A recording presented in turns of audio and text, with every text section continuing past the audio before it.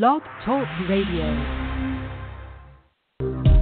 I'll take the night, I'll take the night, I'll take the night, I'll take the night, I'll take the night, I'll take the night, I'll take the night, I'll take the night. 'Cause you have a heart that's divine, deserving you all, girl, you're mine. Eternity's ours, yeah, you're mine. We'll live a life, I'll take the night. Welcome to Take the Night, and I'm your host, Boyd, with co-hosts D. Shine and Angelica Martinez. And D won't be with us tonight. He's with us on Mondays. But, yeah, we'll be me and Angelica rocking out tonight. How you doing, Angelica? I'm doing good. How are you? I'm good. Chilling. Yo, before we get started, I got to do a shout-out because, like, when I was setting up the show, the numbers of, like, our demographics, like, where they come from, popped up. And let's give a shout-out to whoever's listening in Norway. Like, shout-out to whoever's listening in Norway. Shout-out to Norway. And shout-out to the United Kingdom, and shout-out to Canada, and shout-out to India, too, because that's what's up, you know? So, yeah, shout-out to you guys, you know, just for, I don't know where you're listening. Maybe you're just streaming, but shout-out to you guys. Hope everything's good for y'all. But, yeah, what's going on, Angelica? The topic for tonight is Hell Decoded, right? Yeah. I got to tell everybody, I was like, called Angelica earlier, and I was like, man, is there anything, a topic you have on your mind? And this was after we already came out with the topic, and sometimes I do that. I'm a little indecisive pre-show, right, Angelica? Sometimes. Yeah, I was that way today. I think I was sitting too, I told her I think I was sitting too close to a power strip. And it was letting off some of that bad energy on me and had me a little indecisive. But how are you doing, Angelica? You doing all right? Oh yeah, I'm doing good. Excited because the full moon started today, so that's always a good energy to work with. And it is a very special full moon because this is the second blue moon of the year. And it is in Libra, which is a very balancing energy. So a lot of things that are happening right now are really happening to balance what's going on in your reality. So this show topic is perfect because when we talk about, hell, or when you bring up hell, people tend to think of it as a physical plane, as an actual reality like we have here on Earth. You talking to me, this is our reality. And they think that once we leave this form, we are going to be transformed or taken to judgment. And then it's going to be determined if we go to heaven or to hell. But it is not that case when you, like how we've discussed many times before on the show, that everything stems from your mind. Everything that you create is from your mind. So the idea or the concept of hell is really, of the mind. And when people speak of hell on earth, it's really, what you have going on in your mind and how it is actually manifested in your physical reality. And with this energy that's here, it's balancing all that out. That understanding of the whole flow and cycle of life. And, to understand the mental aspect of this reality and the dualistic the dualisticness of this reality. You know, you have your physical body, and then you have your energy body. You know, they're two opposites, yet they come together in this perfect unity to give rise to you. You know, your signature being, who you are. So when we talk about hell and people's mental hell and, you know, their thoughts and their mentality, that's what we're talking about. You know, about decoding hell is basically decoding your own mind and getting into those negative thoughts that dwell within your mind and your subconscious that actually manifest in your physical reality. And it's been this year. I'm serious. Like, this year has flown by so quickly, and with it, it's brought like so much change, like so much letting go of certain things. So many having to adapt and to accept things and to look at things in a new perspective. And this is something that we talked about before about change. You know, changing your thought process and your mentality, you know, changes your reality. And, you know, this year has really been one of huge shifts. And, you know, for me, in my perspective, this new moon or this full moon is balancing everything, you know, that is happening. You know, all those changes that, you know, and all the things that we had to let go of, you know, up until this point are balancing out. And to me, it's actually perfect timing because we have just started spring. You know, spring is new. Spring is, you know, growth and blossoming and hope. So this moon to me is actually perfect. You know, it's just even more so for me, confirming, you know, divine timing. You know, everything works in cycles. Everything goes with a certain flow of energy, and it's just really up to people to recognize that.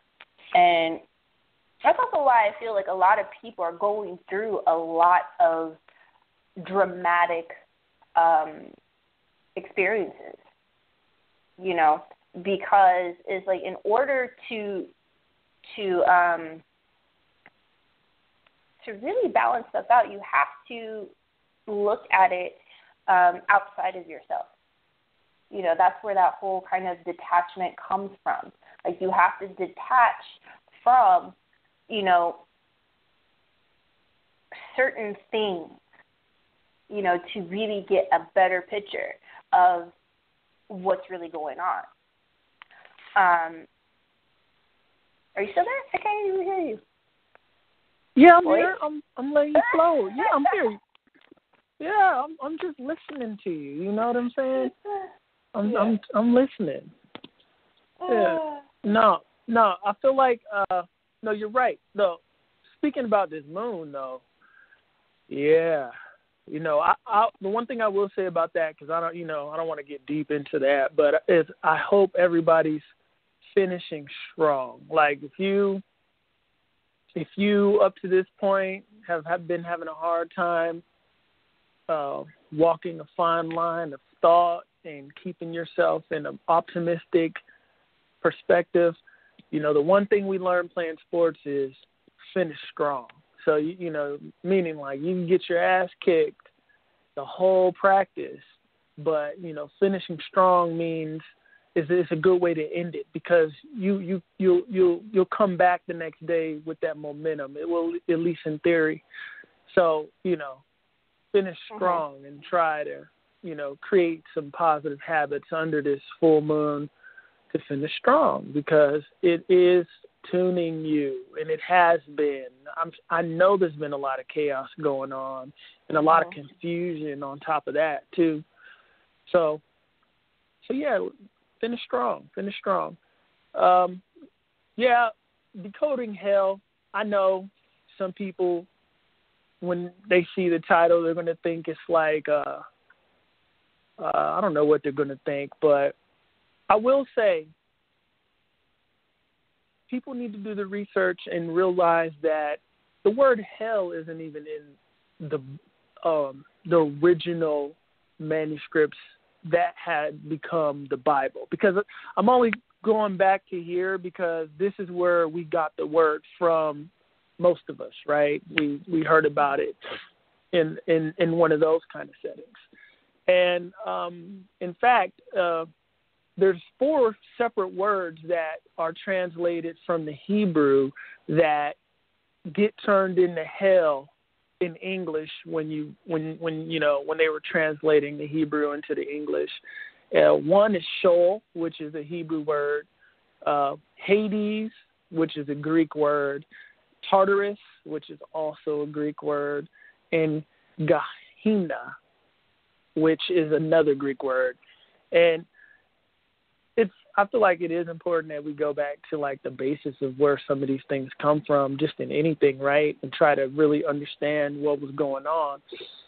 Because when you look at these words, like if you look at Sheol, it means Hades or the world of the dead, okay?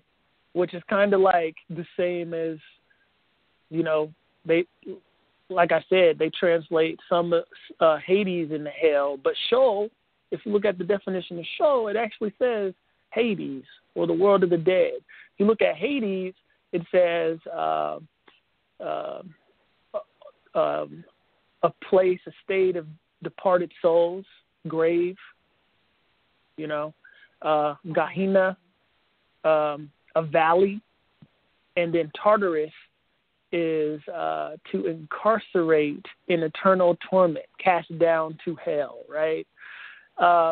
So when we're looking at this word like hell, right, from the way, at least the way I like to look at things, knowing that everything is a circle and a circle and a circle, and like a micro of a macro, which I'll always say this thing, you start to understand that, if there was a war in heaven, like let's go to Revelation, right? Like for those who are knowledgeable of that, to try to get some kind of understanding, which if there's a war in heaven and Michael prevails and then those that were rebelling were cast down onto the earth, and we know we're living on earth, right? We're living on earth, and we know that if you dig down into the earth, they tell us you get to a molten core, right? Not a place where, because when we think of the stories of hell, the things that most people fear while they're in this life, they're thinking, like you said, when they transition from the flesh, that they're going to be going to this physical place. Some think this down in somewhere down below where they're going to be tormented over and over again.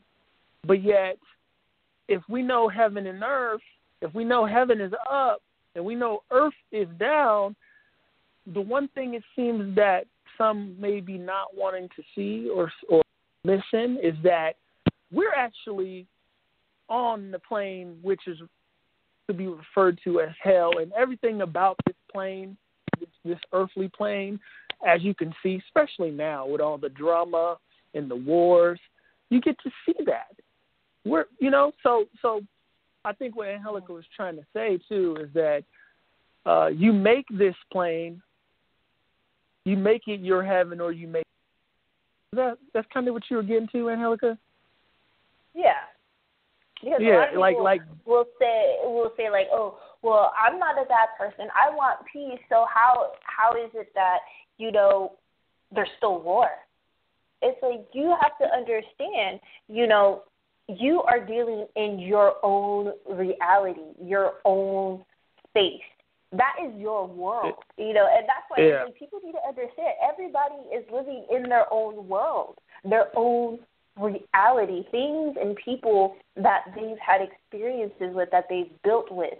And this is, that whole thing is like when we say like you have to change your mind to change your reality, it's because when you change your mind, you your reality or your world that you are involved in changes, and that affects everybody else. And thus, it becomes, that ripple effect, so go ahead. No, you're right. I guess, what I was getting to is because you're saying, because again, like I tend to want to talk from, and you're the same way, is from like the individual perspective of like how one can benefit and better themselves in their own mind, because this all starts, like you said, with us as individuals, and we're living in our own head, 99% of the time. And what's going on in everyone's heads down here is, the majority at least, what you allow. You may not be down for some of the chaos that's going on, but you damn sure allow it. So it's like a conspirator, right? It's like you're part of the problem because your mind is able to allow some of the chaos that goes on down here. So so it is a direct result of ourselves. And let's go back to the universe being mental. And if the universe is mental, then that means, since you know for a fact you're not going to some place down. In fact, the idea of hell that we have, most of us in this modern society, comes from the Dante's Inferno book. That story, like those 9 layers and all the shit that was going on in that.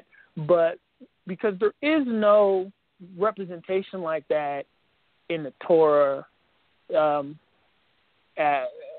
not like that. But so you don't go to a place like that. But let's look at it from a metaphysical perspective. Let's take that physical aspect away from it, and let's take it to a spiritual representation, because everything is layered, right? So that means, some people see the surface of things only, and they can't, they don't take it to another level. So this thing of hell that was being described, this place where one would be tormented for their sins over and over again, that's most people's earth experience. And the sin is more so on themselves, dealing with their own thought habit. Remember, the universe is mental, and you're a cosmic version of that thing which created all of this and everything around it. You were made in the image of. So you are a mental being, and your experience here on earth is a direct result of your mental habits, right? Our mental habits. My experience here is a direct result of my mental habits. It's either going to be, how is it that I can be next to you and you could be feeling like you have heaven on earth, and I feel like I'm in hell? It's because I've created this perspective of how I live by my own thoughts, by what I focus on, right? So I've made myself be an optimistic, a pessimist that sees the negatives in everything, or I'm an angry person, or I'm a person that just is ungrateful, right? I'm not talking about myself personally, but people who have the experiences where they're just not having a good time down here. But ultimately, the transition out of, to refer back to, the text everyone seems to know, I am in this world, but I am not of it. So where are you from if you're not of it? Because everyone likes to say this stuff, right? Like, I'm in this world, but I'm not of it. So where are you of then? You're from this heavenly realm. And if we can denote that there's a heavenly realm, where's the hellish realm? Why are we in denial? Like, the thing with us as human beings is we like to kiss our own asses, right?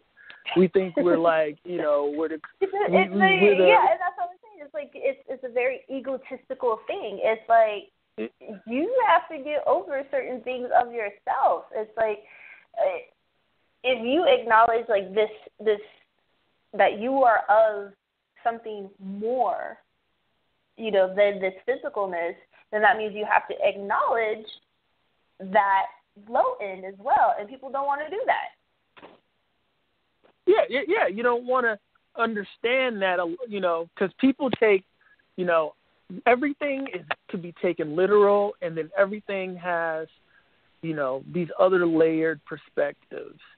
And if, if we're in a solar system, a system where souls travel, right?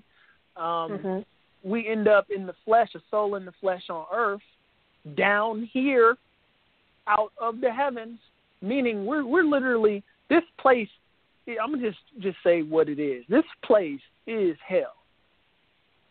You can make it the best for you. You can try to, but even someone with all the money in the world, all the access in the world, will still have to deal with coming in contact with all the bullshit that goes on down here with the infighting amongst the human family and the dramas between duality and the perspective, because this is a dualistic realm. It's set up for confrontation.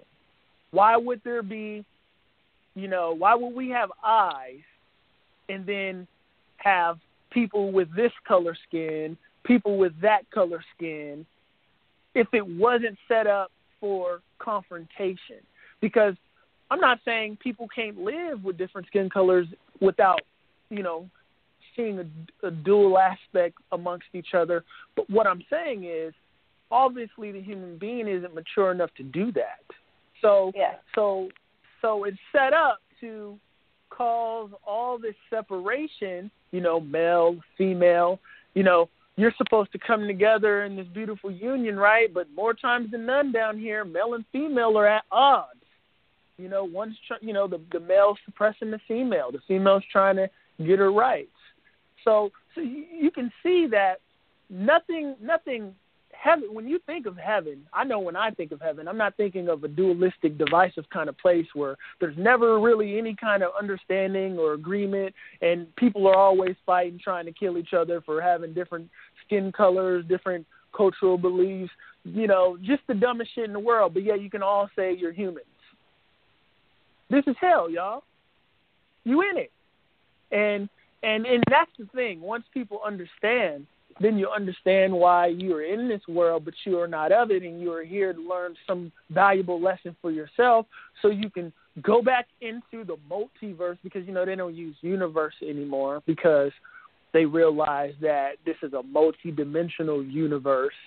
So, it's all the same, though. So, and travel on and go do your thing somewhere else is ultimately the goal, not to just be down here stuck in our own belief and judgments, and then think that since we can memorize stuff that we are better than people over here that think differently. That makes no sense. Like, why would that just doesn't make any sense. But since I read everything, though, I do read everything, and that's something that people don't do. And what I do is I kind of do like my own investigative research, and I see where like these things, because what happens with the human is we pervert everything, and we kind of skew it to match our motives and our own preconceived notions. So even when they're translating certain documents they find, these people are like, it must mean this, right? So you never really know. But there's another group somewhere, and I'll leave it up to you to do your research, that, they have texts and they have their own beliefs, and they believe that Earth is a prison planet. So to think about, hell, right? And then be able to denote a heaven, and then understand that in the book where you first kind of get your conception of heaven, that there's a war in heaven, and then some other group was casted down unto the earth. What does that make Earth with your common sense? It's not heaven. I'm still trying to figure out why we don't know where hell at around this motherfucker. Like, I'm trying to figure that out. Is, right? Yeah, we know. we know where heaven is, but we're just like, Yeah. You know why we can't figure out where hell is, Angelica? Because we kiss our own ass as humans. We like to kiss our. Oh no, it can't be down here. We can't. Yeah, it's down here where kids die, innocent people die, and everybody is fighting and killing each other over the dumbest shit. You are in hell. Right. And you're in this world, but you're not of it.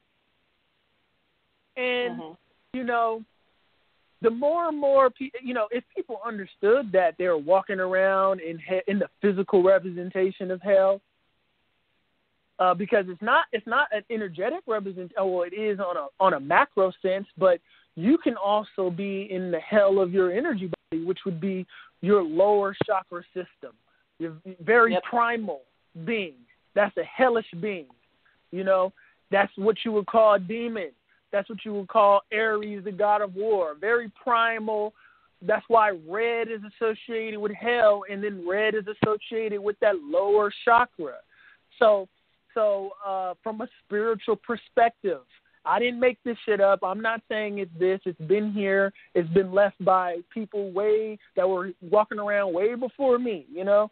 But back to that, I'm still trying to figure out why people can be down here with these iPhones. You know, we got iPhones that take, you know, 4K, and, you know, we got motherfucking jetpacks now, and we've been to the moon, which is in the heavens, but we still can't figure out where hell is, y'all. Yeah. You know, like just really though.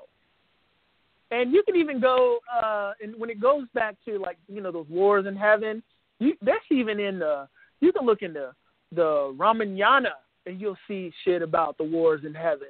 So, you know, since we like to culturally deem ourselves as better than other people, a lot of the times people are not able to see the commonalities of these different people's scripts, because all of them are saying the same damn thing. But see, since the human gets caught up in their ego and thinking, oh yeah, I must be better than them over there so I can feel good about myself, that human then becomes a person that can no longer see any commonality in that thing over there that they're trying to place themselves up above. Therefore, they miss the thing that could have gave them the last piece to the puzzle they've always been trying to figure out, because most of these people walking around on a high horse about what they think they've memorized don't even know what the fuck they memorized means. You know? And I'm being very unspecific because I'm not trying to offend, you know what I mean? But yeah, man, this is that hell.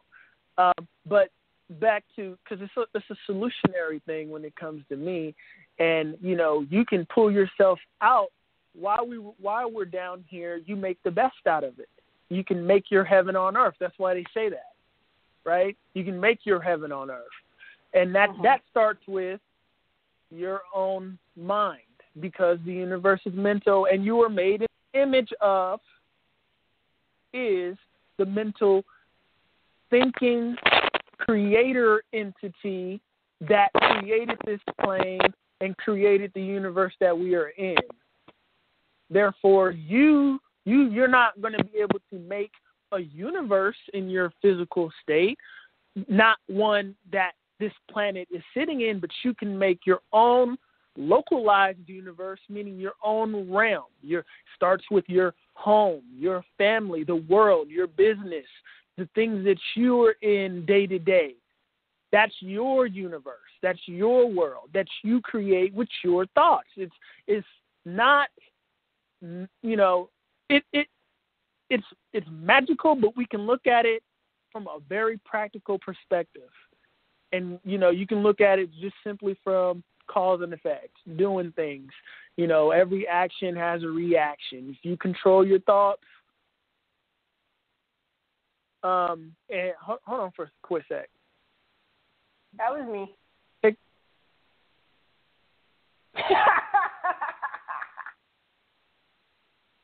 Okay. I got you. Yeah. It's funny. It's like I already knew what it was. It's like, that was me. Yeah. I don't know what I'm gonna do. I'm probably gonna, like, I don't know what I do in that time when that time comes. Oh, we should be good. Yeah. But yeah, man, it starts with you. And I feel like a lot of times down here, people get caught up in trying to do too much. Like, you want to try to change, you want to save all the whales, but you ain't even figured out how to save your damn self. And I'm not saying the whales don't need to be protected, but I mean, say just, figure out what's going on with you. A lot of times we tend to be down here avoiding our own self and our own problems, and then going out and trying to shift other shit around outside of us. But it's like, look, man, if we all figured out how to deal with ourselves and our own insecurities and our own mind, and then just was an example of somebody that's not, trying to go cause some divisiveness everywhere, soon enough that's going to rub off on the youth that you're influencing in your immediate space, at least, to where they grow up with a different tune to them, to where, the world will end up being a better place holistically, if that's what this place is supposed to be. I mean, people talk about, the earth going to the sixth dimension, the seventh dimension, and, there's supposed to be peace on earth. But what if this is elementary school? And elementary school is what elementary school is. It is what it is. You graduate from elementary school. My point is not everybody graduates at the same time. Yeah. And that's really kind of what a lot of the Revelation stories or end of time or apocalypse was talking about. Not everybody's going to make it. It's like not everybody graduates, not everybody gets it, but eventually they do. That's why, people come back, to this plane. And I agree with you about it being an actual hell on earth. It is what we make it. This is our own test. It's like we came here for a reason. We came here to learn. We came here to evolve as a spiritual being. And it's like we have to figure out what that is. And what you make of your time here really, helps you to get to those other levels, those higher levels. And what you're talking about,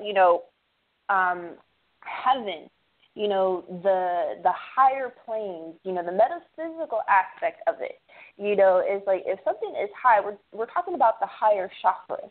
We're talking about the crown chakra, your third eye, all those other ones that are outside your body. These are things, that are unseen, things that you have to experience and get to yourself. Whereas, the opposite of that is what we're dealing with right now, this physicalness, You know what?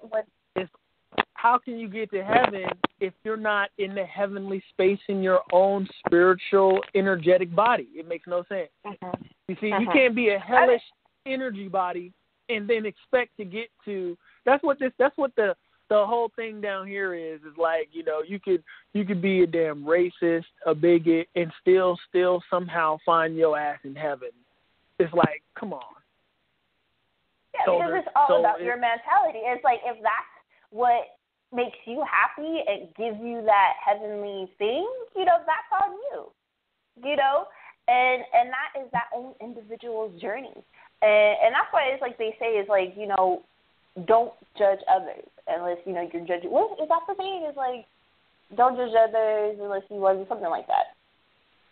You know what, though? Flip side, though, because, some things, this realm is a contradictory realm. So, the very place that most think they'd go if they were bad, right? They'll end up there because, like we've talked about on past shows, is, remember, the universe is mental. You get what you manifest, what you visualize. And since most have the spell of a certain visual of a hell, if they weren't a certain way, when they transition, that judgment that they face is ultimately their higher self judging their lower self, determining if they could transition on to another plane. But while you're in that limbo, you sit in a place to where, like that movie I talked, where they tried to show people what dreams may come, when Robin Williams passes away and he ends up in a heaven that's based on a picture that he and his wife loved. His wife had passed away. He loved his wife so much he used to marvel at that painting and, think of her. And when he passes away, he ends up in something that's basically like that painting. My point is whatever you conceive is where you're going to go when you transition, and up until the point to where you come back and get that baby brain on your ass, of course.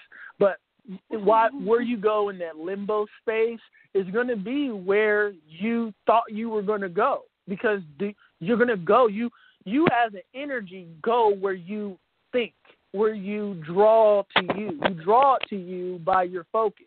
So if you have the pictures of a fiery place in your mind and you think, because, we judge ourselves on the low key. You can ask someone how they're doing and they'll say, I'm fine, but it's like a trigger. Inside, they could be really like beating themselves up, like, I suck, I'm ugly, blah, blah, blah, I'm so bad, I'm going to go to hell, right? You never know what somebody is thinking and conceiving and imagining in their own selves. My point is you're going to end up wherever you're focusing and imagining you go. When you transition while you sit in that limbo state, that's where you're going to go. You will go to a fiery pit somewhere, because you have the power. You say these things, right? Put your mind to it and you can achieve it. Whatever, you read The Secret, right? Like, put up picture boards. Why? Because you put that picture board up, you look at it enough, you vibrate on it, you end up colliding with those things eventually. If you can hold that frequency enough, you time jump into that possible timeline. The same goes for whatever you're thinking of, even the hell that you're fearing to go to. So, and a book that's a good book to really help people out with that is a book called, like, when it comes to, like, how people are down here creating, like, magical entities, basically, is actually a book called Magical Entities. Creating Magical Entities, a complete guide to entity creation by David Michael Cunningham. So, kind of entities, but the concept of creating something goes across the board. It starts with the mind. If you want to write a book, where are you sitting while you're trying to conceive this book? In your mind. You're focusing it, you're seeing it all out in your mind. It's playing out in your mind. Okay, and then while you're here on Earth in a physical realm, a realm where things come into a physical state, that's what this is. It's a realm of, we come down here to play the physical game, to try to be all of us in the physical game, where we have limitations because it's so thick, it's dense down here. So, my point in just bringing that up is watch what you believe. In the sense to where, there's a lot of fear-mongering going on in general, especially on YouTube, with, like, people saying this is going to happen, the end of the world is this day. If enough people believed there was this planet's been here, it's going to be here. Trust me, we like ants on it. So it's not going to – the only way – my point is the only way it's not going to be here, like, in a sense, to, like, the way you can see how, when you understand that the universe is mental and people's minds create things, if you can get, they say many minds are stronger than one. So then I see why a general narrative and say that it's going to come true, because if enough minds believe it, they can make that shit manifest. It's just like you can look up how, the government and different private organizations have done experiments on lowering the crime rate in certain areas simply by having a group of people sit in a fucking room and meditate. And they actually watch the statistics of it and actually tally it up statistically. You may not have known that, but it's there. You can look it up. So when I see somebody saying, like trying to program me with some kind of outcome, I just ignore that shit because that's not my outcome. That's their outcome, right? Like that's their outcome. Their mind is thinking about that. So that's what's going to happen for them. You're only going to be a part of that if you believe it too. You take on the spell. See that we start to create our own world. You know what I'm saying? Mm-hmm. Yeah, and go ahead. And that's really kind of, why all these things are going on is because, we allow, like you're saying, we allow it, as a whole, energetic community, because that is what we are being fed. That is what the bigger powers, the people that are feeding us, these things, these images, and this information, they want your energy. Like Boyd was saying, it's like, if you have, or you get a group of people and you have them focus on, peace and love and happiness, that's going to affect the vibration of the people around them. And so it's like if you do the opposite of that and you get a whole bunch of people to focus on fear and sex and violence, that's what's going to happen. And that's why it's like all this stuff that's going on in the world has been fed that. It's always been fed that. And now it's even more powerful because of technology and the access that everybody has to it. I mean, just about everybody has a smartphone. Just about everybody has, Facebook or Google or something that they can get access to the internet and basically the world and see what's going on. And it's like, that's why when you disconnect or you don't acknowledge it, you know how they say ignorance is bliss? It's like if I'm not acknowledging it and I'm not giving power to it, then it's not a part of my reality. That's why a lot of people avoid or say, I'm not going to deal with that. And that is really, the start of it, because it's like you start to ignore it and, I don't want to deal with that. But then you start to learn that, especially if it keeps on coming up, that you have to deal with it. You have to figure out why it keeps on coming up, why it keeps on being brought to you, this thing, this negative thing, and balance that out. So it doesn't happen again. That's where the whole change comes. You gotta wash it from your own brain, basically, because a lot of times people walk outside with these fears that are literally imprinted in them. They have these fears, and they're going to see everything that gives them some kind of vibratory reaction on maybe like an anticipation of that thing they fear or a reaction to that thing, even though it's not there. And every time you have a reaction, a vibratory reaction, thinking that this thing you fear is mounting, or you have like a minor thought, you send out a wave of energy that goes out and starts to pull that thing you fear so much more closer. And that's why, and I was only talking about people on YouTube, because you get on YouTube and everybody, it's everywhere. Why the fuck am I going to focus on reptilians for? Like, what? For what? They can be here, they cannot be here. Why the fuck, why do I want to focus on it? But you can see that, you got certain people and their agenda is to manifest, hear me out, to manifest an outcome that they believe in. Remember, see, the key is to understand that you as a human being have the power to affect the outcome of your reality.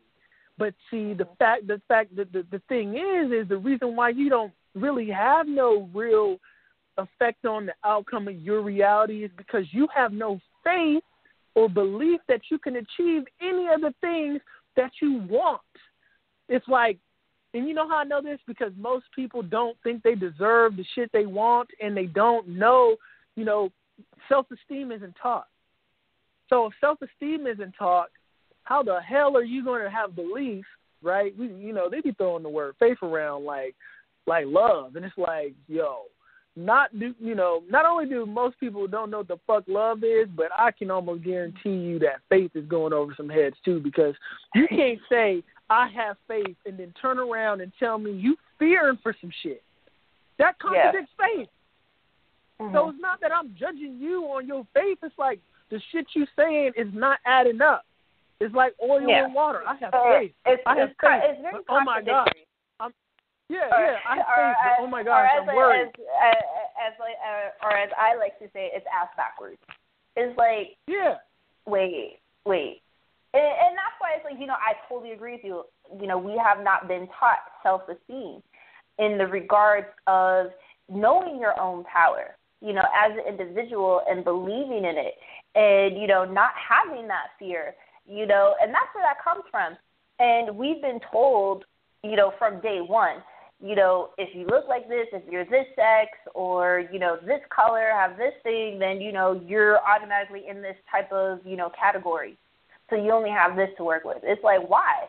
You believe that rules? Shit. Yeah, and you believe it because that's what everybody else has been told, and that's the tradition. That's how we've always done things. And it's like, that's where we are. And then when there is no knowledge of higher spiritual law and you take on the beliefs of others, you think that the belief that you now have taken on is true and is the actual reality, because you now start to see it unfold in front of your own eyes, but that's only because you believe it. It's not true for the next person. It's true for you because you believe it, because your mind has the power to affect the outcome for you. And since you believe what that person thinks, now you see what they see. It's not that what they saw was fact and real. It's that you believed it, so now you started to see it and experience it too. And I hope people got that shit, because that's what people are missing. It's not that everyone, this realm has no constants except for, they're starting to realize that that science has some flaws in it. They start fucking with particle physics, and they're starting to be like, what the fuck? This shit is defying everything that we thought was goddamn plausible. Exactly, and that's why they tell you, when you start this spiritual journey of self-mastery, that's why they tell you, it's like, forget everything you know. Forget everything that you were taught. You have to unlearn, what you learned in order to learn, the truth. And this whole thing about science, science is basically proving what our ancestors already knew. And it's like, exactly. People, I don't want to say people don't know. It's just that because the powers at be, they want your focus on, the lower states of, fear and violence, and, to keep you in control, to keep you in that kind of survival mode, because when you're in survival mode, all you care about is, making sure that you have something to eat, that you're safe, and that the people that you care about are the same. They're fed and they're safe. So it's like, that's what people are. People are in survival mode. They're not really living, they're not really waking up to the real possibilities that we as human beings have. And that's why the earth is in this state of hell. And it wasn't always like this. That's the thing that people, don't understand. It's like, was it not said that this was a paradise until some people fucked it up? It's like, it's like, come on. It's like, this was a paradise until, people started to understand the power of the mind and how they can control and affect other people. And they would use it to their advantage. It's like, whoa.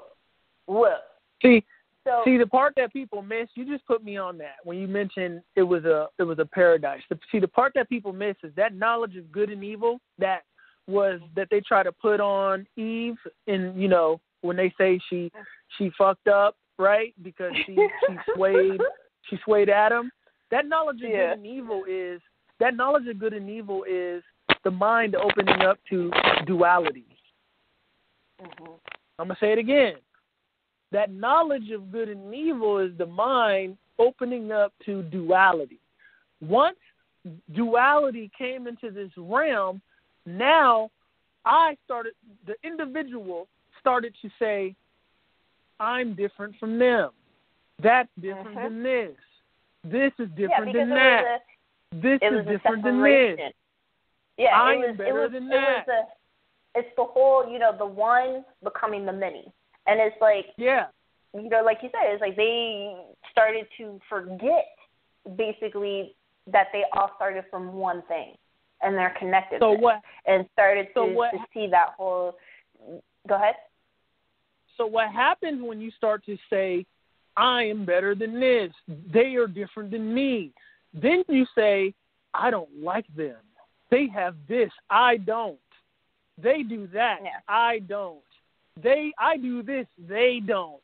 And it creates this fractalization, a separation, a split, a division, like you said, from the one to the many, which is a natural occurrence in the multiverse. So that's why these things, like for me, since my mind is not a box and it's multidimensional, I can also say everything that's going on is supposed to be going on, because the realm is a realm of division, multiplication, and addition. So and subtraction. So like the fact that knowledge of good and evil, that dualistic mind came out on people, you can't say it was not supposed to be, because it's part of the universe. Things split, atoms split, genes split.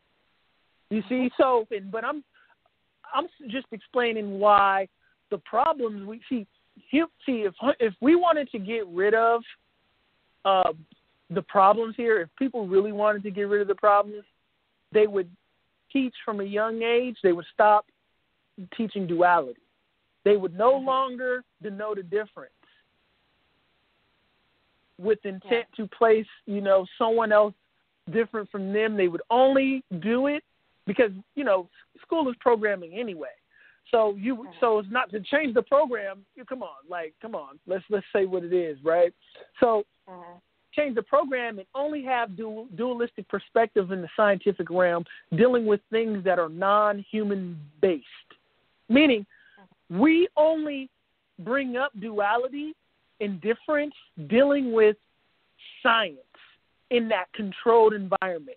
Never, how in what's that Divergence? You know how they had those separate units of people that study different shit, right? Like, it not like that, because that shit was crazy. You know how that shit was crazy, but I understand what she was trying to do with just creating some kind of drama, but with a possible future kind of idea, but it wouldn't really work because it's still duality involved in it. So, you can see in it, at some point, people are going to say, "Hey, we're more important than them," right?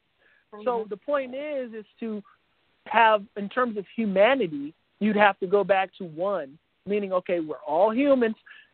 Add again instead of dividing, because what happened is we divided ourselves from humans into tribes, and then it just kept going.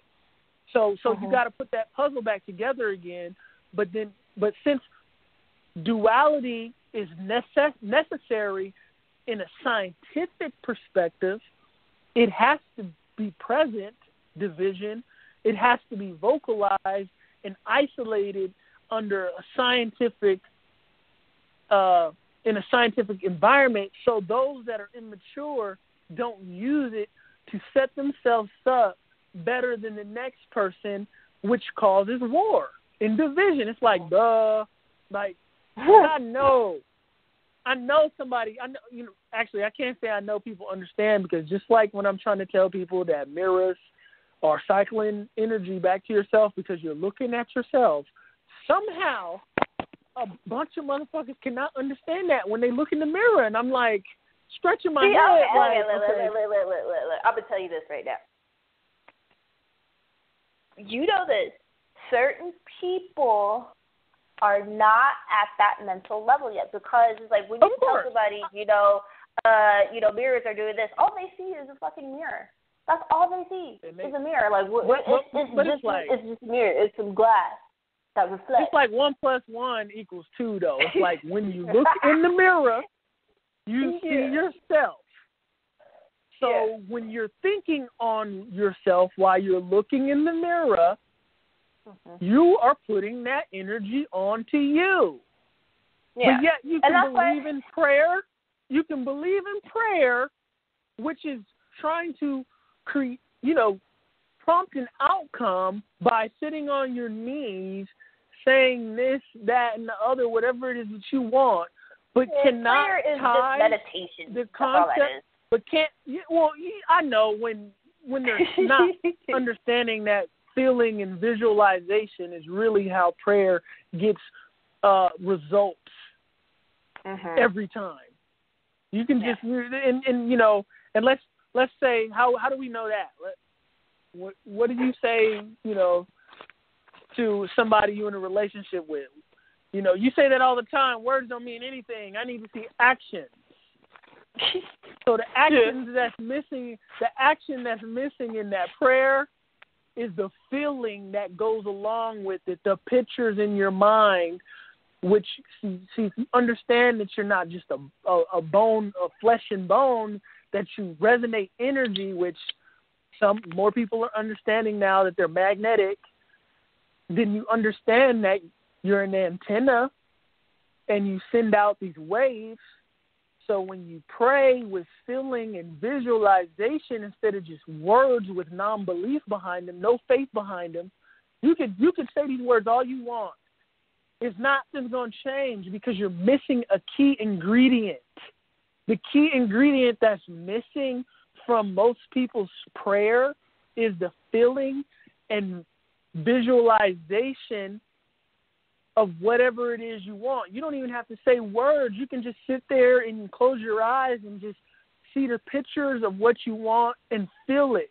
That way you feel, because every time you feel, you send out a wave. Like, think of it like a ripple in a lake, from like when you throw a rock in some water, that ripple. Every time you feel, a ripple leaves you with that feeling imprint. That imprint goes out and the universe plays tennis with you, meaning it hits it back to you in a physical form. So that's why The Secret works. If someone's read that, or that's why, anything that because there's many things now, Think and Grow Rich, The Power of Positive Thinking, whatever it is you're reading that's based off of these theories to understand how it works.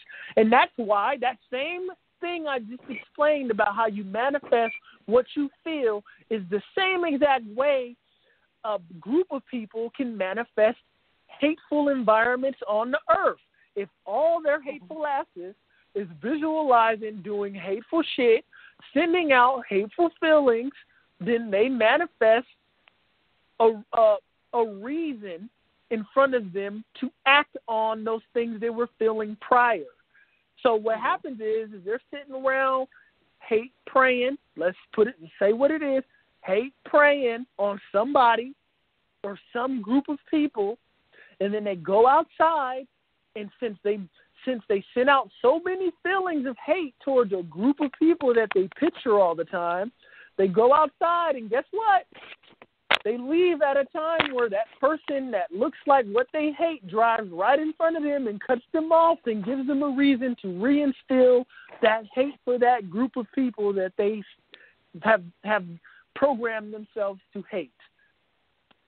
It's happening all the time. It's really elementary. It's really, but I understand, though, they program us because there was a time when I didn't understand also, right, how this place works. Certain individuals in this realm who understand the laws and they speak, because you can have someone that say, speak it into existence, and then look at Conor McGregor, right? I'm just throwing someone out there and say, I can't stand him. He's cocky. He thinks he thinks he can always win. Since you have a low self-esteem, You hate someone that understands laws that you're not privy to, because no one has explained to you higher laws. He's doing it all the time in your face, and he's showing you how to manifest outcomes all the time. Another person that's doing that feeds off your hateful energy is Kanye West. He's going to tell you exactly what he's going to do so you can hate him for it. Send him that energy, which creates an extra battery to help him manifest the outcome in which he already said he wanted.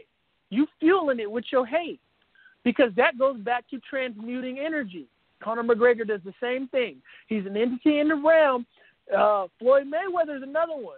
These are entities that understand how to use being the villain to absorb all that energy of your hate, to use them to help their vibratory rate enhance to a state in which if they can focus their mind, which they can, at least Mayweather can, in his case, being undefeated, he has more of a mojo, more of the energy behind his visions to alter the outcome in the ring his way, in his favor, than that boxer that he's going up against that doesn't understand. And Mayweather probably doesn't even understand what he's doing. He might, but I'm telling you right now, because I don't just read these books and then isolate how it works in compartmentalized kind of way. Like, yeah, I'm going to manifest a flower. I looking around and I see it all. I see where it's working, where it's happening, and we so often people say, we have ancestors, and then it's like you don't have faith in your ancestors when they speak to you in these whispers, because at the same time you have all the fear mongering out there talking about, spirits and shit. But it's like you have your ancestors. You can say guardian angels. I have guardian angels. But yet, like, that's a spirit. It's an energy. We compartmentalize. How can you shun your ancestors? It's all semantics. It's like, again, it's like the athlete saying the zone and the spiritualist saying a trance. If you believe in angels and them talking to you and helping your outcome, your ancestors, which are going to be energy bodies, spirits, are going to be doing the same, and they're one and the same in a sense. Is just that you put the term angel on a pedestal. That's it. Yeah. So it's okay. Right. In your eyes. And really, breaking down or understanding where these things and these concepts come from, angels, guides, spirits, these things, like you said, they're all energy. And when you understand that, it doesn't matter what you call them, ancestors, guides, angels, demons, it's all energy. It is really, how you connect to them and how you understand it. And when you understand it, you start to really, let go of the fears that you have, because you realize, like, you know what? This physical plane isn't everything. And that's where it comes into, not fearing and having that faith. Like, look, I know, these different dimensions, these alternate planes, exist. Why? Because I've experienced them. So this physicalness that I'm dealing with right now is just the lower or more dense version of that higher plane. And you know what? It's really, really living, too. It's like while you waiting for someone to tell you there's other realms of existence that you can tap into, there's people living, and they're having way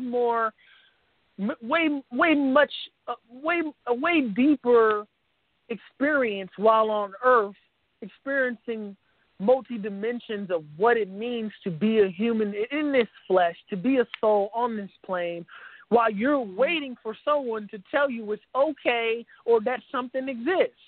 It's like, why are you waiting for someone to always validate your thoughts? Act on your own thoughts. Search out what, things that fit your frequency of your own thoughts, and you're ultimately going to have a fuller life experience while you're here, because you're going to discover things that nobody is going to walk you to. No one's going to take your hand and walk you to them. Yeah. Nobody and that's really, is. and that's why it is called self-mastery. It is up to the individual, yourself, to experience these things, or to, want to know, and like Boyd would say, we are an antenna. So it's like when you put that intent out there, it's going to come back to you, but you just have to be open to how it comes to you. You can't have these expectations, oh, I want it to be this way, I want it to be that way. No, it's not. That's why it's like you need to let go of what you learned, or, the concept that you had of it, from what you've been taught, and be open to the possibilities of anything. It could come in anything. It could be any single thing, but it's up to the individual. Go ahead. And to tie that back to our topic, that's how you get out of your hell, because your hell is that monkey chatter going on in your brain that, oh my gosh, I'm never going to be successful. Oh, I'm ugly. Oh, this person's better than me. Oh, I'm never going to win. I'm never going to amount to. You got to watch your mouth.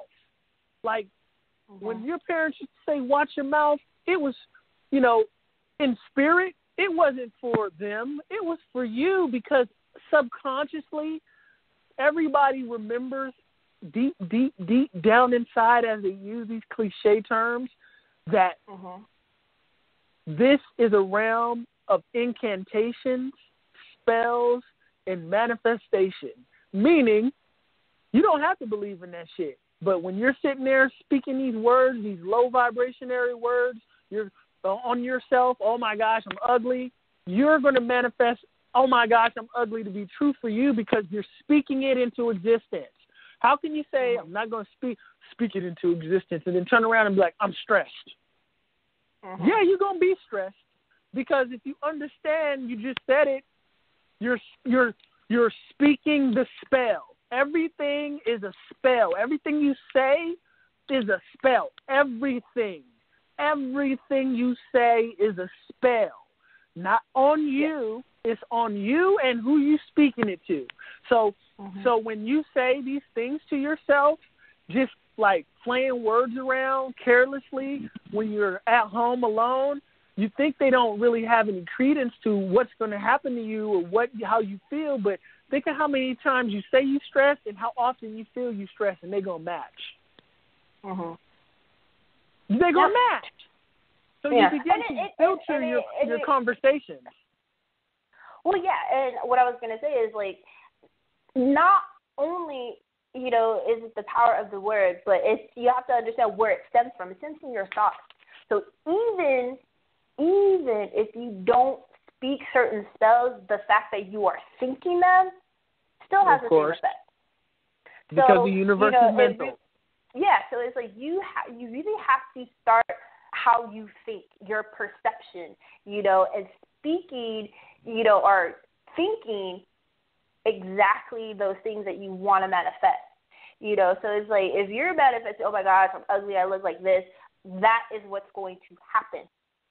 And if your friends are always saying, oh my God, I'm ugly, you need to get away, because it's tough to say to somebody, stop talking that way, because they'll get defensive. So you just got to find your way out. Slowly but surely be like, yeah, I'm going to catch you later, because you're going to, you start to think like those around you, whether you believe it or not. You do. You start to carry on, and then if they're calling you, since we are all empathic, even if you're like unconscious, you tend to take on that vibration of the person that's venting to you.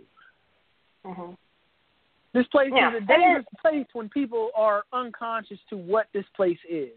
It gets real dangerous because you get people entertaining things that they shouldn't entertain. Meaning, this person, if you can find people that say, speak, uplift, if my friend called me and they're going all in a negative way, I say, look, man, I don't want to be rude, but, you know, we either need to change the tone of this conversation or I'm going to have to get off the phone because I understand the laws. Like, it's like gravity. Are you tell your friend that you're not going to jump off the bridge with their ass? No. It's because you know you're going to plummet. So it's the same kind of shit. Yeah. And it's very, and I totally agree. I had an experience exactly like that.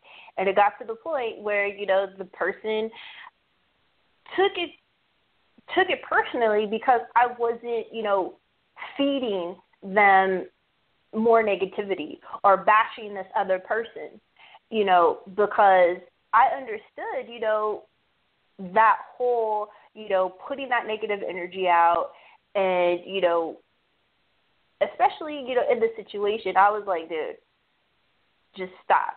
And the person felt like I wasn't supporting them because I wasn't, you know, basically a cheerleader for them and, you know, bashing. And they just hung up on me. It's like, cool. You know, I'm good with that. And the thing is, it's okay.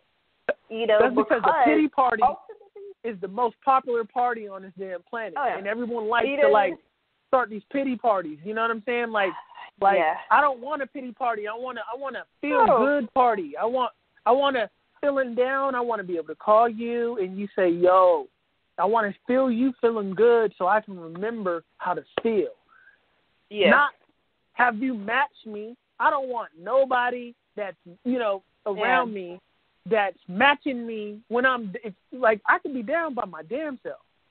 Yeah. I can feel like I'm losing by myself. Why am I feel like I'm losing with you? Right.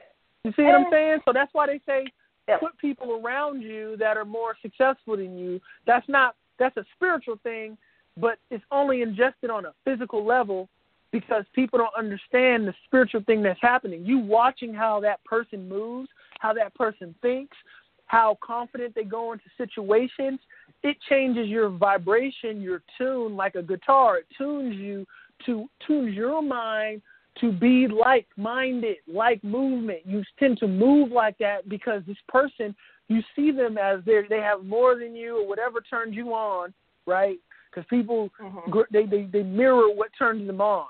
So whatever turns you on about that person, you'll begin to mirror that once you notice that they're completely opposite of you. You'd be like, damn, that's why this person has whatever it is that turns you on, because you start to then realize the contradictions of them towards you. You know, it's like compare and contrasting. You see the contrast of what sets them apart from you. That same thing goes to our friends. Like you could either, you and your friends together, make a decision to try your hardest to be more optimistic. At some point, I like to get to solutions. The ritual, right? People get turned on when you put, I notice like when people have ritual in their titles on YouTube and shit, they're more watched, right? Because people think they're getting some shit, right? Ritual. The ritual to do, you know, it's not always drawing circles and bullshit like that. Look, let me tell you something. The fall from grace is all that extra shit. Like, if you see somebody telling you they need a chicken for something, they ain't got no real mojo behind them because you have the energy in yourself and with your bloodline and your ancestors, your vibration. The reason why people in the past had to go to doing like sacrifices and stuff is because their lineage didn't tie far enough back. They were babies. It's a certain group that you can tie to doing that kind of shit you see in the movies, like trying to talk to spirits and all that kind of bullshit. That's a certain group who don't have a bloodline that ties far enough back so they can't talk to their ancestors because they don't have no damn ancestors far enough back to know anything that's worth knowing. But anyways, I just had to, something just took me there. But back to you and your friends, you know, because that's what it starts. The ritual of it all, with you do shit with your family, you know, because families tend to be very fucking weird too. With, you know, you got daddy issues in the sense to where maybe someone feels like there's a favoritism going on, mommy issues with that favor. Maybe you got siblings, so you know the unit, a family unit together that like can understand that they got one goal can manifest so much faster than a family that's always at odds, competing with each other, trying to always upstage each other. You're not getting nowhere. It's tug and pull. That's what that whole game tug of war was showing you. Remember when you were a kid and you go outside on recess and you play tug of war? That's showing you two things pulling in two different directions and how you don't get no fucking movement. So how are you going to try to manifest with your significant other or anybody if you guys can't see eye to eye because of your egos most of the time? So the ritual, since, you know, everybody wants a ritual, right? The ritual to do is to say, which figure out, talk to your significant other, say, what is it that you want that's independent from me? I'll tell you the same, meaning I'll tell you what I want that's independent from you. Then what do we want together? So once you come to terms on what those things are, write those things down, and what you guys need to make a pact to do with for each other is to take time in your day, every day, to see each other in those spaces.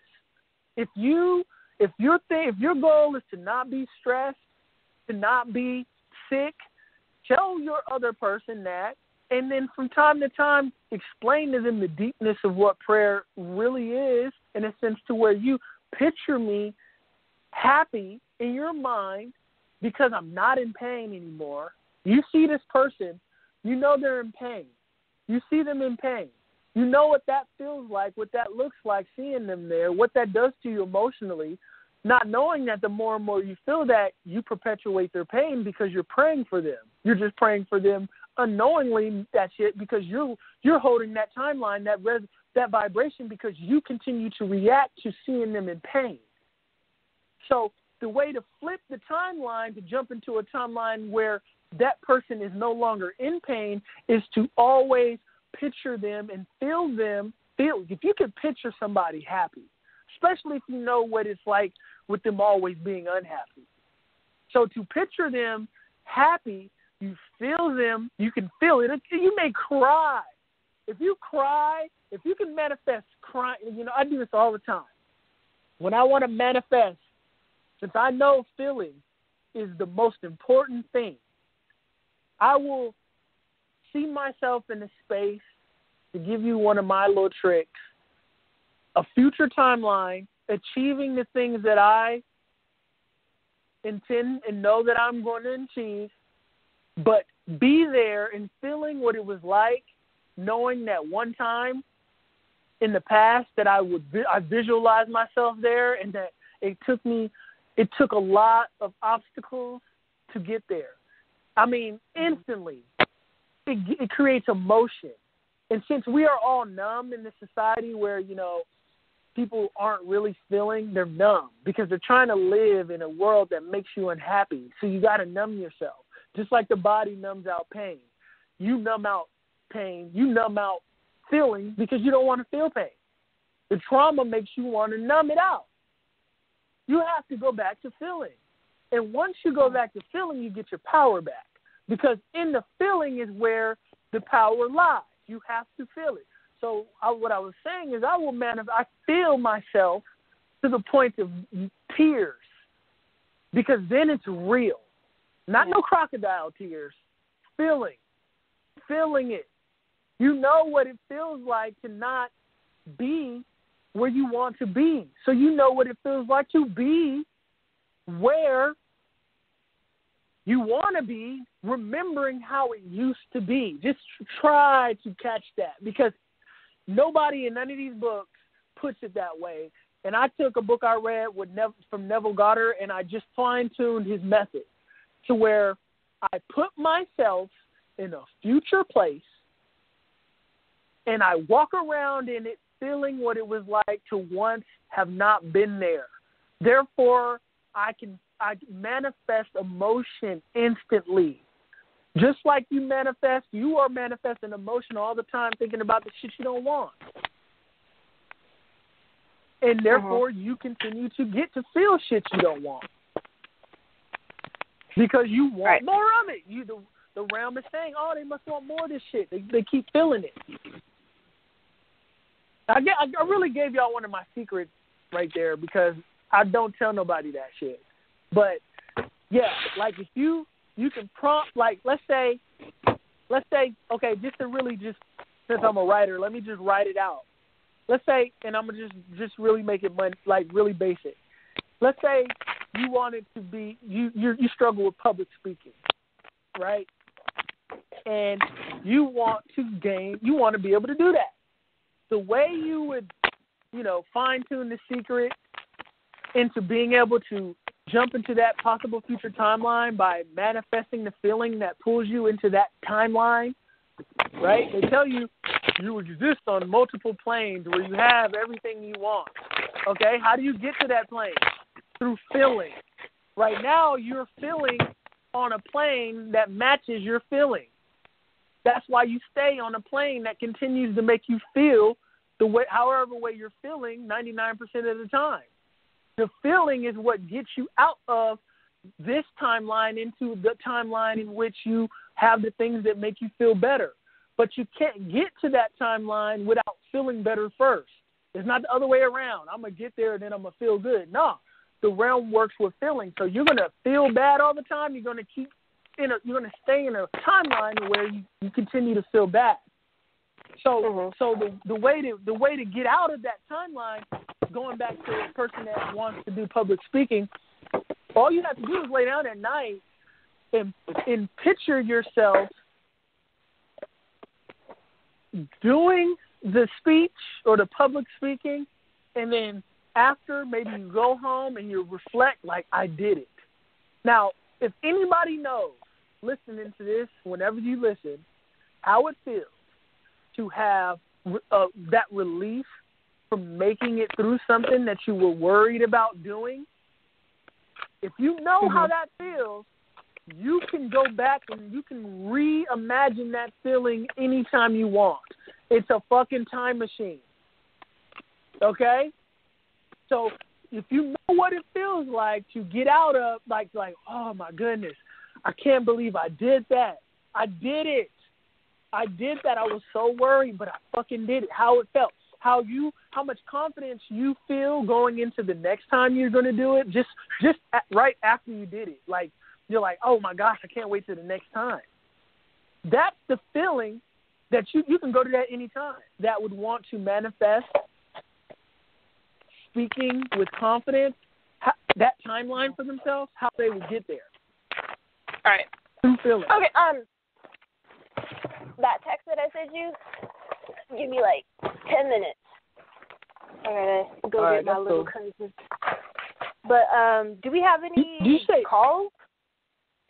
Well, somebody got in here, but it's Friday and it's a full moon Friday. So everybody werewolf, they want to go out and party. They want to hit the club. You know what I'm saying? Yeah. They want to hit something, a bar. It's out, and it's big, too. I understand it. So a lot of times when the full moon's present, nobody wants anything that's grounding. Mhm. And that's what. Yeah. Once we understand that when the full moon's present, we don't want anything grounding. What I mean by that is, full moon's building, we stray away from what's good for us most of the time, and we go into, like I was talking about on the last show, how, like, I know I shouldn't get into binging on ice cream or cereal, which I don't binge on ice cream at all. I don't even eat that shit because it just does something to me that I don't like. But my werewolf put me into a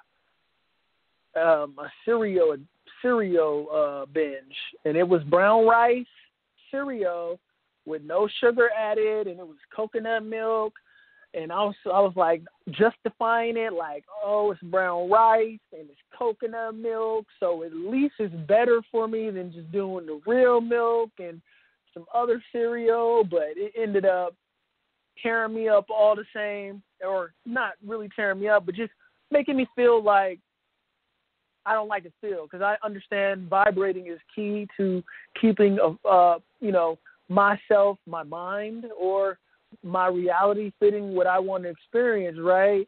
You slow down a vibration by creating mass. That's why a rock looks so damn solid to you. It's solid because it's very dense. The more we eat, the more things that we eat make us calcify. You know the term calcify, which means like turn hardened, which creates what is it like stones in the body, thickens the blood, creates that sludge. You know, it's like when that butter starts to like freeze up in people's arteries and they have to get, you know, those heart surgeries and shit. That's calcification. You turn it into a stone. So that's why I watch what I eat. It's not for any kind of social approval. I can give a damn what y'all think. It's more for just for myself, because I want to be a manifesting being. I want to continue to be a manifesting being, so I keep myself light. Plus, I was one of my ancestors told me to keep myself light once, so I listened ever since then.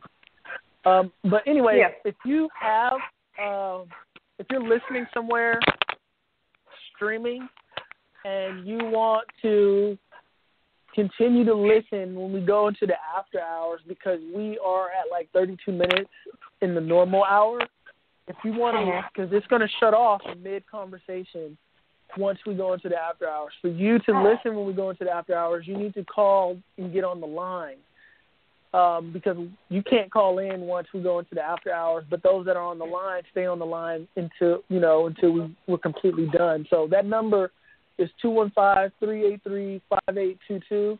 Again, that's 215-383-5822. That way you can get into the after hour. But if you don't call in, load the show on YouTube and on Facebook some point tomorrow. Sometimes it may not be tomorrow. It might be Sunday. I don't know. It just depends on how I'm feeling. But, yeah. You back? Yeah, I'm here. I'm checking my little cousin's phone. Nobody else does it. I have to monitor his stuff. Somebody's in here. If you have anything press 1 when you get in here, by the way, if you do have something you want to add or a question. If you press 1, then I'll be able to, I'll see you in here. I see someone in here with a 469, but they didn't press 1, so, you know, hey, keep listening. Right. But yeah. Why are you stalking your cousin's phone? Because nobody else does.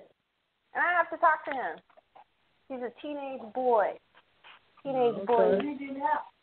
I don't know. Yeah, again, press 1 if you have anything you'd like to add or something like that. But ultimately, since we do stray away from, like, it seems like we're always going to stray away from the topic sometimes, but it ties back to the topic because we got into manifestation and how to manifest, and which ultimately is manifesting your reality. And the whole topic of it being hell decoded was because you create your hell while you're here on earth, and you create your hell, you create whatever you're going to experience when you transition from the flesh through whatever it is you believe and hold in your frequency and your vibration that you're going to experience. So a lot of these entities that people create and believe in as having dominion over them, when they transition, they very well may go to the representation of whatever it is they pictured that entity to be, because the universe is mental. They manifest a place where that, whatever they pictured, is going to exist. Meaning, some people are going to go to a place where Christ is, Caucasian. Some people go to a place where Christ has got huge skin. It's going to be whatever they pictured is what they're going to manifest in their limbo state when they transition. Somebody's going to go to a place where, Christ is Indian. It's going to be everybody, whatever they pictured in their mind is where they're going to go. So whatever it is you believe in, you're going to experience that when you go to your, when you transition and you go into that, depending on the work you did here, if you end up having to come back to Earth, or if you go on and get to experience other places in the universe, right, the university. But yeah. I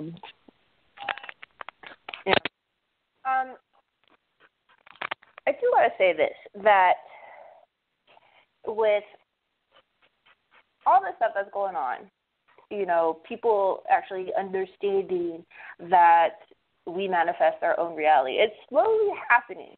I think people, that's why a lot of people are coming into this realization of spirituality and getting into metaphysics and science and seeing like how they're all saying the same thing. Mentality, what you think and what you say actually happens in the actual world in some way, shape, or form. And that's the other thing too, is like when you set out manifestations or intentions, you have this idea in your mind of how you want it to be. And then something happens to where you still get that same result, but it wasn't exactly how you thought it would be. But to go through that experience, that is part of the process. It's part of opening up those, or the idea of infinite possibilities. Because when you are taught something or told something repetitively, like you're saying, you start to believe it. People start to go along and put their energy into it and believe it to be true. So that's why I said you have to unlearn everything so that you can be open to all the possibilities that could be. And knowing that is like you change it. It's like, you have the option, you have the choice to put out certain energies and certain vibrations to create your reality. So if you are stuck or trying to understand, what does it mean? Like, we're in hell. Am I in hell? It's like, it's all about your mental focus. Are you mentally feeding yourself, good, positive energy, feeding yourself, knowledge that is going to continue your mental and spiritual growth? And, not to leave out the whole, the body, because the body is the lowest form. This is our vessel. So to keep that in, like you were saying, in a light way, or in a state that promotes connection to these alternate dimensions and realities and things like that, you have to experience that. You have to find out what works for you. Because it's like, I have experience and stuff, but I'm not a vegan. That's not to say that if I do choose to go vegan, that my experiences are going to stop. It's just going to change. It's going to evolve, just like I've evolved.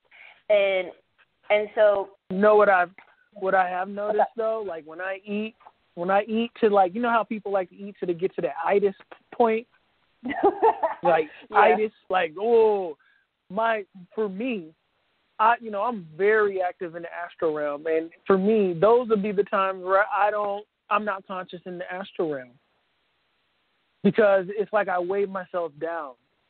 And I was meditating once, and I just got this message: I can't communicate with you if you're not light. Stay light, right? So ever since that, I was like, okay, let me keep myself light, because you got to think of like traffic. Think of it like traffic. How hard is it for you to get from point A to point B with all that cluster in between?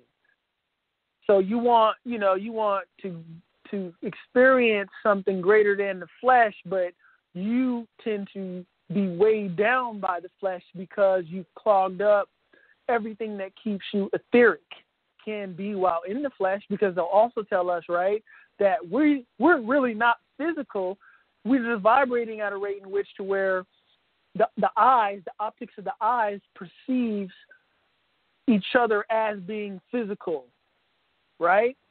So if the point is to stay as light as possible, you don't have to be a vegan to do that. You could just eat light.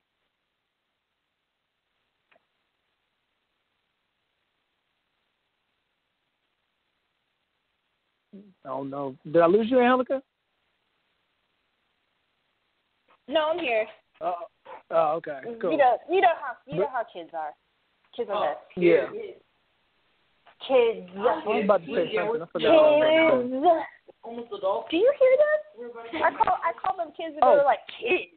we're young adults. Okay, like, so we got a question real quick, Angelica, because we got like 24 minutes left. Mm-hmm. And we got a question it's another question from Oregon Ducks Rule. Shout out to Oregon Ducks Rule for being so interactive and stuff. He basically says, what does it mean that we are multidimensional beings? Does this mean our souls have been to other dimensions before coming to Earth? I'm gonna say the answer is multidimensional. Meaning, yes, your soul has been to other places because there's multi-dimension, there's different planes. Basically, different dimensions are the different planes. It's basically like 3D, 2D, and then one-dimensional. Like one-dimensional, like remember when we used to play like Mario on a Nintendo? You only ran from left to right, right? That was basically one dimension. Okay, so that's one dimension perspective. But now today we have games like Grand Theft Auto where it's like 360 degrees of perspective, up, down, left, right, all that kind of stuff, which created like 3 dimensions, right? 3 dimensions, or 4 dimensions basically. So basically the different when I was saying on the past show, I was talking about us as individuals, meaning like you have different interests. Like you may like sports, you may like to draw, you may like, writing, you may like reading. These are multi-dimensions of your personality.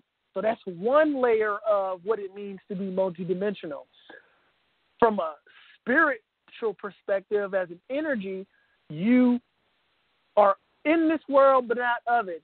And they tell you energy doesn't die, it just changes shape. You can look it up. I didn't make that up.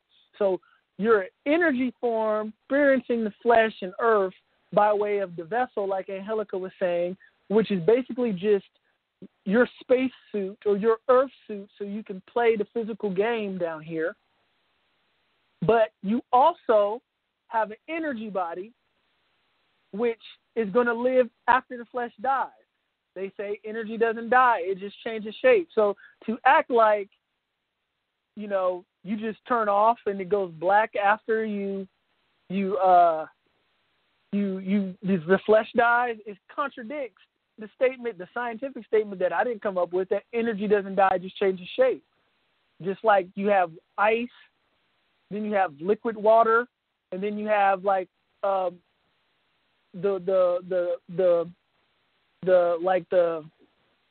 vapor.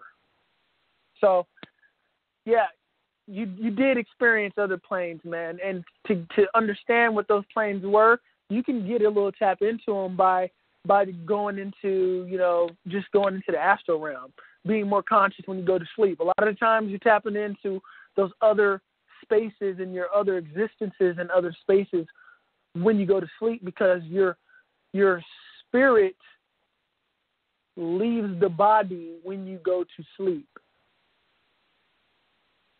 and communicates with the soul. We have a show on that, the astral realm too, in the archive, so you can check it out. Angelica, what do you say?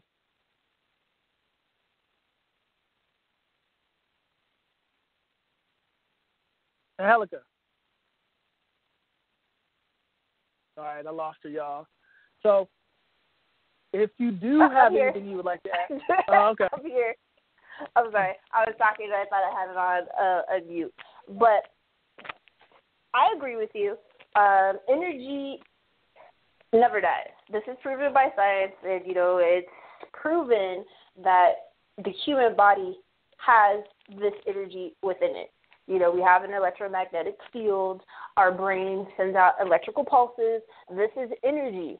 And like Boy says, energy does not die. It just changes form. That's why we have these religious ideas of reincarnation, of beings and people coming back saying that they've been other people. They felt like they were animals before. They felt like they were on a different planet in a whole different species. And to understand that and understand, that our DNA actually holds that information, the code. That's why it's a DNA code. That's why people talk about you have to unlock certain things of, your DNA code, things that are within you that will activate and open certain aspects of yourself and your own power. So, yes, we have been, many things, many forms, many types of energies on different, planets, different worlds, different dimensions. And to say, that's not true is look, energy is infinite. It keeps going. It never dies. It always goes in cycles. It comes back in new forms. And this form, this mental form, is, I don't want to say it's the final stage, but it's like the next step. It's like you either come back to this stage or you go into a different stage. So, reminds me of an acronym that I heard once about the Bible, basic instructions before leaving Earth. It's like, what do you mean before leaving Earth? Where are we going to go? It's like if you believe and you understand energy, it goes everywhere. It is everything and it is nothing at all. It's life, basically. So life continues. Energy continues. There's always going to be that there, and with that comes the dualisticness of, death, because it's part of the evolution. Something has to die in order for something else to live, to give birth to it. Even though energy, even though energy never dies, it transforms. Yeah. That's what I was going to say. It doesn't die. It transforms. Die. Yes. Yeah, die is short for division, y'all. So when they say you died, they mean you divided. So even that term in itself is showing you that it's not an end point. You divide. That's what that means, divide. So what's divided? The spirit from the body. And another thing you can reference, too, is just go back to those people, find those people who tell their stories of how they died and they went somewhere or they were hovering over, the whole their body while everyone was in the room and the doctors were working on them. If everything just goes black when you die, why did that person get resuscitated telling you that they were watching everything? I'm sorry. I'm trying to help my little cousin. Right? So yeah. He's trying to help him. Another thing too, when I mentioned about how people go where they've been focusing or they think they go. So like wherever you think you're going to go when you divide is where you're going to go because you're creating that space now with your thoughts. So people are going to see the being that they thought was Lord to them there, and they're going to go there, and he's going to look like them because they always envision him. Have you ever noticed how everyone's version of deity looks like them? So whose is it, right? Whose is it? Right? It's everyone's going to go to the one that they have been picturing in their mind, the place, whatever it may be. They're going to be there, right?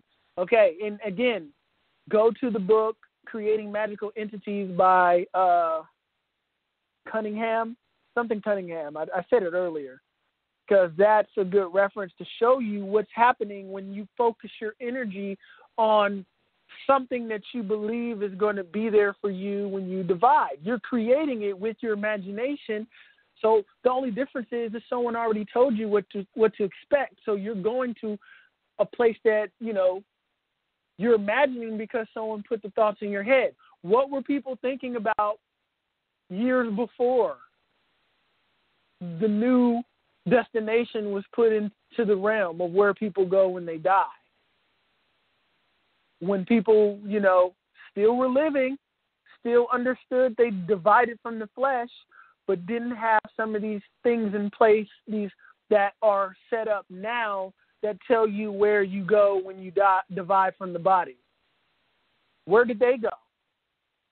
Some people will say they went to hell. Okay, we know hell is on Earth. So I guess, you know, you in hell with them, right? If that's where they went. But how could they go there again? Meaning, yeah, you can if you reincarnate back onto the Earth, because the hell ultimately functions like hell. That's why it's never peaceful down here. And people are living out their traumas in their minds over and over again. Remember, we're in pain in our heads. And yeah, we experience it outside of us, but we experience the pain that we see from outside of us in our own self. The person next to us can see that same thing that we saw and feel no pain internally, but it affects us a different way. So it's like perspective based when it comes to hell on earth. Ultimately, always, even if you create a nice, you know, flow for you, you're going to run into turning on the TV one day and seeing the chaos. But maybe you jump into a timeline where you turn on the TV and there is no chaos. Who knows?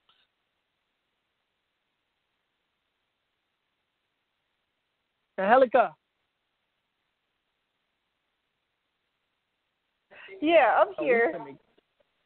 We finna get off on time tonight. Dude, I'm just like, my cousin just told me something. I'm just like flabbergasted. Like, what the? Did you know that Snapchat has this thing called streaks? What is that? I don't use Snapchat. I don't have it on my phone. You take a picture and then you send it to somebody. You have to send them good morning, good night. And then the next day, the same thing. You have to over and over again. But what do you get? You get a fire. You get those. Those are the streaks. You're trying to see out. Oh, you get little. Okay, so the more. Okay, so. The more you do, the higher the number gets. Yeah, you've been having for this many days. And then I just started this one with this girl. She yeah, had 5, and I have 174. You get what? What is it? Okay, then do you trade these little icons or these things in for anything? You take a picture, put streaks on a thing. You don't trade nothing. You don't get nothing. You don't get nothing, so it's really just pointless. Yeah. I had That's retarded. But then I lost. Okay, so basically, Snapchat has this thing like when you communicate with somebody on a regular basis, you get like a point system, what they call streaks, and little emojis go with it. So the more that you communicate, or if you continue to communicate with this person over, let's say, a couple weeks, every single day, you'll have like a certain number and a certain number of icons. But you can't do nothing with it. You can't trade it in for nothing. No, you can't buy nothing. And so I'm like, what's the point? It's a waste of time. Yeah, it's like a video game system. Yeah, it's like bragging rights. It's like, look how many points I got. But you can't do nothing with the points. You can't trade it in for anything cool. Like, if I go to, you know, the arcade and get tickets, that's like saying the tickets aren't worth crap. I can't get no prize. Yeah, it's like you can't get a teddy bear at the end of it or something like that, right? It's, I don't understand. What's the point of it? What kind of gratification do you get from it? Well, we got 10 minutes left, y'all, tonight, and we going to get off on time tonight. I can feel it, because if you don't have nothing you want to add, I'm going to bounce off on time. Yeah, I got my little cousins here. It's about to be a crazy experience. What are you going to do? Because you know how I be in my room? Every day. Yeah, he went in there and he saw me. You heard it? Well, give out your info so we can close out. You can find me on social media. That is Facebook, Instagram, and Twitter at Serenity CMD. And my website is www.serenitycmd.com. And my email is angel@serenitycmd. All righty. And you can contact the show if you have any topic suggestions or anything like that. You can contact the show at takethenightradio@gmail.com. Again, that's takethenightradio@gmail.com. You can also find us on YouTube at Take the Night. Just put in for the channels and you'll find us on YouTube. We have a Facebook page, which is Take the Night Radio. And you can find me on Instagram at It's Simply Boyd, and Twitter is the same. And yeah, man, just try to close out this moon period strong. Finish strong.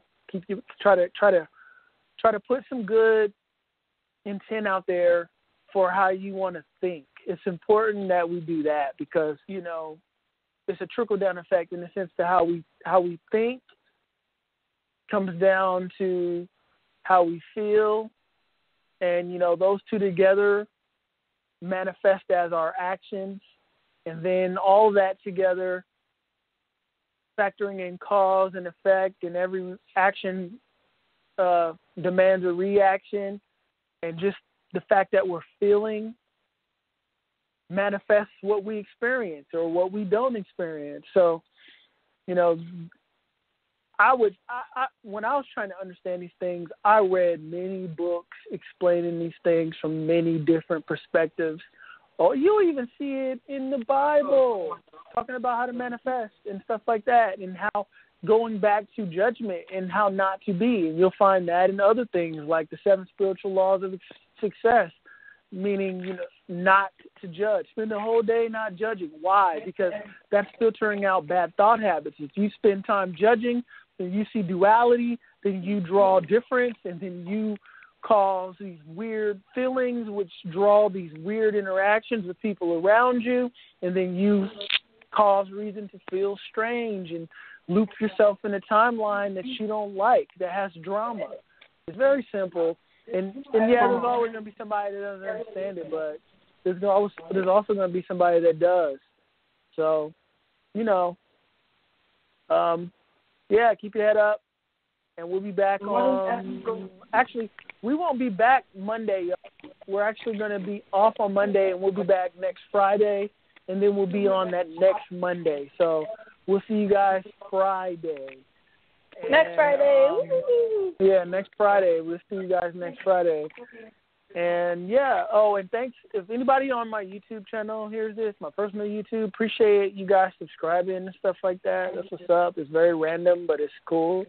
And, yeah, we'll see you Friday. We're leaving early tonight, y'all. Bye. I know you saw. I'll take the night. I'll take the night. I'll take the night. I'll take the night. I'll take the night. I'll take the night. I'll take the night. I'll take the night. 'Cause you have a heart that's divine. Deserving you all, girl, you're mine. Eternity's ours, yeah, you're mine. Live a lie, I'll take the night. Get a great deal more than a great deal at the Hyundai Season of More event.